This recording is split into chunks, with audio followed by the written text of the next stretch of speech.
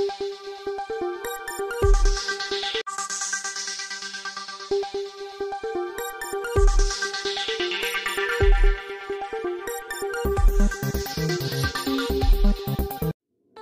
माझं जे आहे ते आज दुपारी विचार करताना आता सर्व गोष्टी यांना माहिती आहे, यांनी वर्षानुवर्ष केलेल्या आहेत. आणि मी मागच्या वर्षी माझ्यासाठी पहिल्यांदा होतो सोलापूर शहरामध्ये डॉक्टर बाबासाहेब आंबेडकर जयंती, त्यामुळे काही गोष्ट चर्चा करावं लागलं.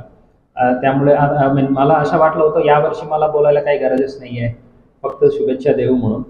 पण जशा सिटी इंजिनियर मॅडमनी सांगितलं, कॉर्पोरेशनसाठी 27 मुद्दा नोंद करून घेतलेले म्हणून आम्हालाही पान भरलेलं आहे. पण एकही मुद्दा मी वारंवार लिहिलेला आहे. आपण सर्व जवळपास 2 तास झालेला आहे, आपण बसलेला आहे. आपण परवानगी आहेत आणि पेशन्स असलं तर मी 1-10 मिनिट घेतो, अदरवाईज शुभेच्छा म्हणून संपवायचे.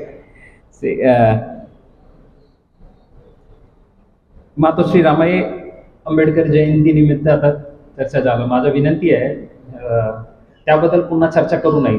काल पण आंबेडकर जयंतीच्या रामनवमी निमित्त काही लोक आलं यादी घेऊन, आम्ही सरसकट कोणाला एंटरटेन केलं नाही. आता हे नवीन उदाहरण नको मला. आणि आपल्याकडून जे सहकार्य लाभलं त्याबद्दल मी आवर्जून उल्लेख करणार आहे. राजाभाऊ सर्वोदय असो आणि त्यांचे जे विश्वस्त समितीचे सर्व लोक आलं होतं हे रामाई आंबेडकर जयंतीनिमित्त जे मिरवणूक होतं त्या दरम्यान, त्यांना मी असं आणि आपल्यापैकी काही लोक पोलीस आयुक्तांनी आदेश दिले किंवा पोलीस प्रशासनाने आदेश दिले. ते आता असा जेव्हा संवाद आमच्या चालू आहे तेव्हा आदेश नाही आहे, ते एकमेकांना सूचना आहे, विनंती आहे. ते आदेश वेगळा आहे, त्याचा आदेश लेवलपर्यंत पोहोचणार नाही असं माझ्या अपेक्षा आहे, आशा आहे. आणि तेव्हा मी हेच विनंती केलं होतं की हॉस्पिटल एरियाज जे आहेत तिथं आवाज कमी करू, आम्ही शक्य असतं तर बंद करू म्हणून त्यांनी करूनही दाखवलेलं आहे. त्याबद्दल सर्व आंबेडकर प्रेमींना आभारी आहे.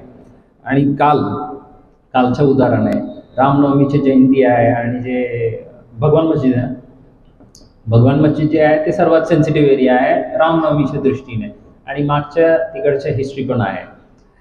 काल जयंतीच्या आयोजकांनी, त्या पर्टिक्युलर मंडळाच्या आयोजकांनी त्या भागात एक 50 मीटरसाठी फक्त त्यांनी पूर्णपणे डीजे बंद केलं, आवाज बंद केलं.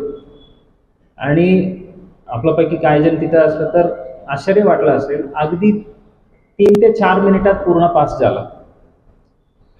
म्हणजे अशा एक तणावाचं वातावरण होतं अगोदर, आणि अगदी 3 ते 4 मिनिटात पास झालं. तिकडं पास झाल्यानंतर त्यांनी वाजवलं आणि ते तिकडून सरळ शिवाजी महाराज पुतळापर्यंत आलं.